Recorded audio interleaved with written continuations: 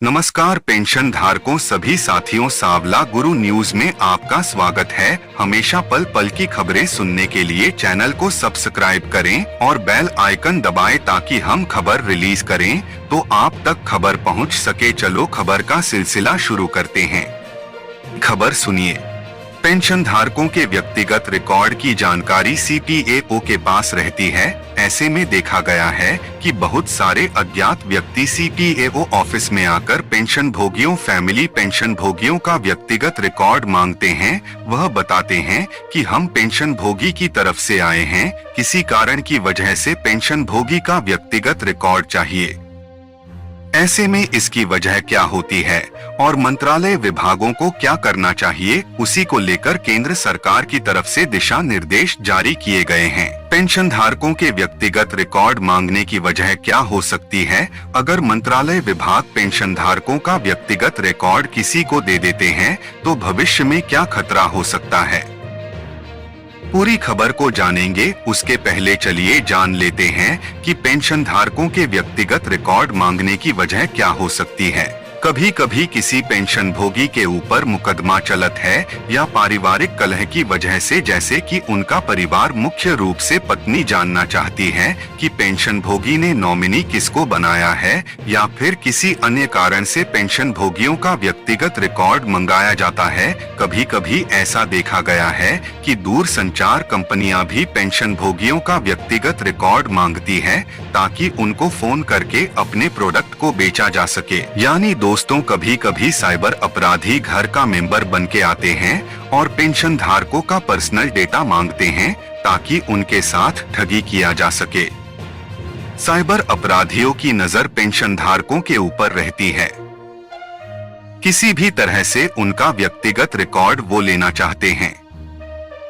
उनका डेटा लेकर वे उनको फोन करते हैं और सभी इंफॉर्मेशन उनके पास होने से पेंशन भोगी उनको विभाग का अधिकारी समझ बैठते हैं। इस प्रकार से ठगी को अंजाम दिया जाता है। इसी को लेकर केंद्र सरकार की तरफ से एक इम्पोर्टेंट गाइडलाइन जारी किया गया है, जो कि सभी मंत्रालय एवं विभाग के ऊपर लागू होता है। ऐसे में यह जरूरी दिशा निर्देश हर पेंशन भोगी को जानना बेहद ही जरूरी है। इस दिशा निर्देश में बताया गया है कि पेंशन भोगियों का डाटा किसी भी थर्ड पार्टी को ना दिया जाए। अगर वकील भी पेंशन भोगियों का व्यक्तिगत रिकॉर्ड मांगता है तो भी ना दिया जाए, जब तक उसके पास किसी भी प्रकार की उचित अथॉरिटी ना हो। तो दोस्तों, यानी कि स्क्रीन पर आपको दिखाई दे रहा है, इस पॉइंटों को ध्यान से सुने। नंबर 1, किसी को भी ओटीपी साझा ना करें। नंबर 2, इस टाइम आने वाला कॉल हमेशा कट कर दीजिए। नंबर 3, अनजान व्यक्ति का कॉल ना उठाएं। नंबर 4, किसी अनजान व्यक्ति को भी डॉक्यूमेंट ना बताएं। नंबर 5, कोई भी व्हाट्सएप पर डॉक्यूमेंट मांगे तो उन्हें नहीं भेजें। नंबर 6, चाहे वकील हो चाहे मास्टर हो, उसे आईडी प्रूफ के अलावा पहले डॉक्यूमेंट ना बताएं। तो दोस्तों, यह है 6 पॉइंट, इसे दिमाग में उतार ले। केंद्र सरकार में कर्मचारियों द्वारा ओपीएस बहाली और एनपीएस को खत्म करने के लिए आंदोलन हो रहा है। सरकारी कर्मचारी जनवरी में भूख हड़ताल और उसके बाद अनिश्चितकालीन हड़ताल चक्का जाम की तैयारी कर रहे हैं। वही दूसरी तरफ भारत सरकार के वित्त मंत्रालय ने ओपीएस व एनपीएस के बीच का एक अंतर खत्म कर दिया है। अभी तक नियम के हिसाब से नेशनल पेंशन सिस्टम एनपीएस में इनवैलिड यानी विकलांगता पेंशन और फैमिली पेंशन के मामले में जो पीपीओ जारी होता था उसे एन सीरीज के तहत जारी किया जाता था। वहीं पे आपको बता दूं कि ओपीएस से जुड़ा कोई केस है तो उसमें इस तरह का कोई अक्षर जिससे उसकी श्रेणी का पता चले जारी नहीं होता था, लेकिन एनपीएस में पीपीओ नंबर जारी होता था तो उस पर एन लिखा जाता था। अब यह भेदभाव को खत्म कर दिया गया है, यानी विकलांगता पेंशन या फैमिली पेंशन की फाइल पर पीपीओ नंबर जारी करते वक्त कोई भेदभाव नहीं होगा। अब एन श्रेणी हटा दी गई है। भारत सरकार ने जारी किया आदेश। भारत सरकार के वित्त मंत्रालय के व्यय विभाग के तहत सीपीएओ द्वारा 18 दिसंबर को जारी एक सर्कुलर में यह बात कही गई है कि कर्मचारियों और पेंशन धारकों के लिए केंद्रीय सिविल सेवा पेंशन नियम 1972 को बदलकर अब केंद्रीय सिविल सेवा पेंशन नियम 2021 के तहत पेंशन फैमिली पेंशन दी जाती है। ओपीएस के तहत अगर कोई पीपीओ जारी होता है तो उसमें श्रेणी अंकित नहीं रहती है। एनपीएस और ओपीएस में फैमिली पेंशन व विकलांगता पेंशन पहले भी जारी होती थी। एनपीएस में जब कोई पीपीओ इशू होता है तो उसमें एन यानी एनपीएस श्रेणी लिखा रहता है। यह ओपीएस और एनपीएस के बीच एक भेदभाव था, बाकी सभी बातें एक समान थी, लेकिन एन ने पीपीओ नंबर को एनपीएस और ओपीएस में विभाजित कर दिया था। इस भेदभाव से लाभार्थी को यह एहसास होता है कि वह एनपीएस में है। अब वित्त मंत्रालय के कार्यालय ज्ञापन ने उस भेदभाव को मिटा दिया है। अगर अब कोई भी इनवैलिड फैमिली पेंशन का पीपीओ नंबर जारी होगा तो उसमें एन नहीं लिखा होगा, भले ही कोई केस बोर्ड आउट होने का है या फैमिली पेंशन का है। अब एनपीएस के तहत पीपीओ जारी होने के दौरान ओपीएस वाला ही नियम लागू होगा। एनपीएस के तहत पीपीओ जारी होने में कहीं पर भी एनपीएस या एन नहीं लिखा जाएगा। जो 80 साल या उसके ऊपर के पेंशन भोगी है तो उनको लाइफ सर्टिफिकेट भरने की सुविधा 1 अक्टूबर से प्रोवाइड की जा रही है। वहीं पे जो 80 साल के नीचे है तो उनको 1 नवंबर से यह सुविधा प्रोवाइड की जाएगी। ऐसे में लाइफ सर्टिफिकेट भरने के नाम पे आपके साथ धोखा हो सकता है। उसी को लेकर केंद्र सरकार ने एक महत्वपूर्ण सर्कुलर जारी किया है। आपको बता दूं कि हर महीने अपना पेंशन पाने के लिए पेंशनधारकों को साल में एक बार लाइफ सर्टिफिकेट भरना जरूरी होता है। जो 80 साल या उसके ऊपर के पेंशन भोगी हो तो उनको 1 अक्टूबर से लाइफ सर्टिफिकेट भरने की सुविधा दी जाती है। फेस प्रणाली के माध्यम से पेंशन भोगी घर बैठे लाइफ सर्टिफिकेट भर सकते हैं, पर अगर सावधानी नहीं बरतते हैं तो आपका नुकसान हो सकता है। आजकल साइबर अपराधियों द्वारा पेंशन धारकों को लाइफ सर्टिफिकेट ऑनलाइन अपडेट करने के लिए कॉल किया जा रहा है। उनके पास पेंशन धारकों का पूरा डेटा जैसे नियुक्ति का दिनांक, सेवानिवृत्ति का दिनांक, पीपीओ नंबर, पेंशन भोगी भुगतान आदेश संख्या, आधार कार्ड संख्या, स्थायी पता, ईमेल आईडी, सेवानिवृत्ति पर प्राप्त राशि, मासिक पेंशन, नॉमिनी आदि की जानकारी अपराधियों के पास होती है। वे उन्हें इस पूरे डेटा के साथ कॉल करते हैं ताकि पेंशन धारक को यह विश्वास दिलाया जा सके कि वे पेंशन निदेशालय से बात कर रहे हैं। वे पेंशन धारकों का पूरा डेटा बताते हुए उनका लाइफ सर्टिफिकेट अपडेट करने हेतु ओटीपी साझा करने के लिए कहते हैं। एक बार जब पेंशन धारक फोन पर आए हुए ओटीपी को उनके साथ साझा कर देते हैं तो जालसाजों को पेंशन धारक के बैंक खाते का डायरेक्ट एक्सेस कंट्रोल मिल जाता है। तत्पश्चात वे पेंशन धारकों का पूरा डेटा बताते हुए उनका लाइफ सर्टिफिकेट अपडेट करने हेतु ओटीपी साझा करने के लिए कहते हैं। एक बार जब पेंशन धारक फोन पर आए हुए ओटीपी को उनके साथ साझा कर देते हैं तो जालसाजों को पेंशन धारक के बैंक खाते का डायरेक्ट एक्सेस कंट्रोल मिल जाता है। तत्पश्चात वे पेंशन धारक के खाते में जमा समस्त राशि को तुरंत दूसरे फर्जी बैंक खातों या वॉलेट में स्थानांतरित कर देते हैं। इसलिए जागरूक रहें। पेंशन निदेशालय कभी भी किसी पेंशन धारक को उनका लाइफ सर्टिफिकेट ऑनलाइन अपडेट करने के लिए कॉल नहीं करता है और न ही ऑनलाइन जीवन प्रमाण पत्र अपडेट करता है। यह पेंशन धारकों का कर्तव्य है कि वे अपने जीवन प्रमाण पत्र को व्यक्तिगत रूप से पेंशन निदेशालय में जाकर अपडेट कराएं। इस तरह आने वाली फर्जी कॉलों से बचे। कृपया यह जानकारी पेंशन धारकों को जागरूक करने के लिए साझा करें। पेंशन भोगी किसी जालसाजी में ना फंसे, इसलिए केंद्र सरकार ने सभी बैंकों को सख्त आदेश दिया है कि जो बीमार पेंशन भोगी है, जो बैंक में नहीं जा सकते हैं, तो उनके घर पे बैंक कर्मचारी खुद आएंगे और उनका लाइफ सर्टिफिकेट भर के जाएंगे।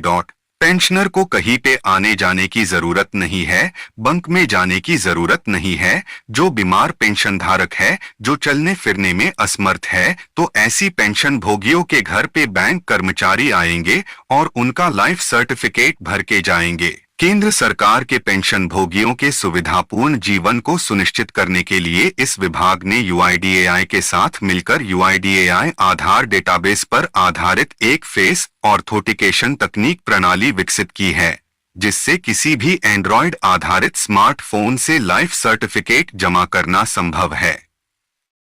यह जीवन प्रमाण ऐप पर बायोमेट्रिक डिवाइस का उपयोग करके video KYC India post payments bank के ऐप का उपयोग करके ग्रामीण डाक सेवकों के माध्यम से जीवन प्रमाण पत्र और सार्वजनिक क्षेत्र के बैंकों के द्वारा डोर स्टेप सेवा के अतिरिक्त लाइफ सर्टिफिकेट जमा करने की नई सुविधा है। फेस ऑथेंटिकेशन तकनीक के माध्यम से डिजिटल लाइफ सर्टिफिकेट के उपयोग के लिए केंद्र सरकार के सभी पेंशन भोगियों के साथ साथ पेंशन संवितरण प्राधिकरणों के बीच जागरूकता फैलाने के उद्देश्य से पेंशन एवं पेंशन भोगी कल्याण विभाग ने नवंबर 2022 माह में भारतीय state bank, Punjab national bank, pension भोगी संघ यूआईडीएआई तथा मीली के सहयोग से 37 शहरों में एक राष्ट्रव्यापी अभियान शुरू किया। इस अभियान के परिणामस्वरूप पूरे भारत में केंद्र सरकार के 69% लाख पेंशन भोगियों में से लगभग 35 लाख पेंशन भोगियों ने डिजिटल लाइफ सर्टिफिकेट का उपयोग किया। पेंशन एवं पेंशन भोगी कल्याण विभाग अब 1 से 30 नवंबर 2024 तक भारत के 1000 ऐसे शहरों में एक राष्ट्रव्यापी लाइफ सर्टिफिकेट अभियान 20% आयोजित करेगा, जहां केंद्र सरकार के पेंशन भोगियों की संख्या अधिक है। इस अभियान का उद्देश्य पूरे भारत में लक्षित 50 लाख केंद्र सरकार के पेंशन भोगियों में फेस ऑथेंटिकेशन तकनीक और डीएलसी मोड के बढ़ते उपयोग को बढ़ावा देना है। साथियों, पेंशन धारकों, अगली खबर सामने आ रही है कि देश भर के कर्मचारी पुरानी पेंशन बहाली के लिए आंदोलन कर रहे हैं। इस बीच महाराष्ट्र के उप मुख्यमंत्री अजीत पवार ने ओल्ड पेंशन स्कीम को लेकर बड़ा बयान दिया है। मीडिया से बातचीत के दौरान जब उनसे ओल्ड पेंशन स्कीम को लेकर सवाल पूछा गया तो उन्होंने कहा कि पुरानी पेंशन के खिलाफ उनका पहले का रुख बदल गया है। साथ ही उन्होंने कहा इस मामले पर वह सकारात्मक रूप से विचार कर रहे हैं। नागपुर में मीडिया से प्रेस वार्ता करते हुए उन्होंने कहा कि राज्य सरकार बजट और पेंशन राशि के बीच संतुलन बनाना चाहती है। राज्य सरकार पर पैसे का बोझ न पड़े, इसका ध्यान रखकर फैसला लिया जाएगा। साथ ही उन्होंने कहा कि सीएम शिंदे, उप मुख्यमंत्री फडणवीस और मेरे बीच ओल्ड पेंशन स्कीम ओपीएस के मुद्दे को लेकर चर्चा हुई थी। उप मुख्यमंत्री देवेंद्र फडणवीस ने ओपीएस के प्रति अपना विरोध जताया था। साथ ही उन्होंने कहा कि जब मैं पहले राज्य का वित्त मंत्री था तब मैंने भी एक सत्र के दौरान पुरानी पेंशन का विरोध किया था। हालांकि मेरी जानकारी के मुताबिक केंद्र सरकार पुरानी पेंशन मामले पर विचार करने के बारे में सोच रहा है। पुरानी पेंशन बहाली को लेकर मान्यता प्राप्त यूनियन के साथ उप मुख्यमंत्री की बैठक आज होने वाली है, जिस पर फैसला निकलकर आने की उम्मीद है। कर्मचारियों ने ठाना है जब तक पुरानी पेंशन नहीं मिलेगी उनका संघर्ष इसी तरह चलता रहेगा। महाराष्ट्र में कई सरकारी और अर्धसरकारी कर्मचारी ओल्ड पेंशन स्कीम बहाली की मांग कर रहे हैं, जिसे 2005 में राज्य में बंद कर दिया गया था। वहीं पे केंद्र सरकार ने 1 जनवरी 2004 से इसको बंद किया था। आपको बता दूं कि ओपीएस के तहत एक सरकारी कर्मचारी को उसके अंतिम बेसिक वेतन के 50% दा के बराबर हर महीने पेंशन मिलती है। इसमें कर्मचारियों की सैलरी से कोई कटौती नहीं होती है।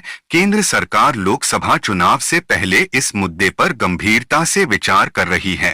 एनपीएस के अंतर्गत एक राज्य सरकार का कर्मचारी अपने बेसिक वेतन और महंगाई भत्ते का 10% योगदान देता है और राज्य 14% योगदान एनपीएस खाते में देता है।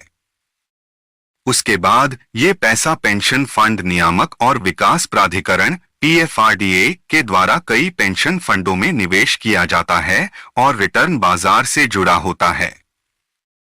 पुरानी पेंशन बहाली को लेकर कर्मचारी लंबे समय से आंदोलन कर रहे हैं। इसके फलस्वरूप केंद्र सरकार जागी है और पेंशन में सुधार को लेकर समिति का गठन किया है।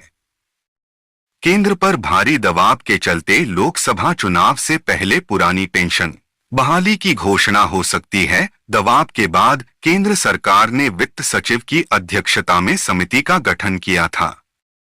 समिति अपनी रिपोर्ट केंद्र सरकार का सौंपने वाली है।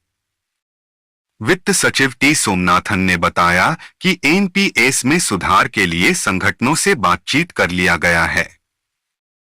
रिपोर्ट अंतिम दौर में पहुंच गई है। एनपीएस में बदलाव करके कर्मचारियों के अंतिम बेसिक का 45% पेंशन देने का प्रावधान किया जाएगा। बजट में वित्त मंत्री इसका ऐलान करेगी। तो साथियों, आज के लिए इतना ही। बाकी मिलेंगे नई अपडेट के साथ। पेंशन धारकों धन्यवाद।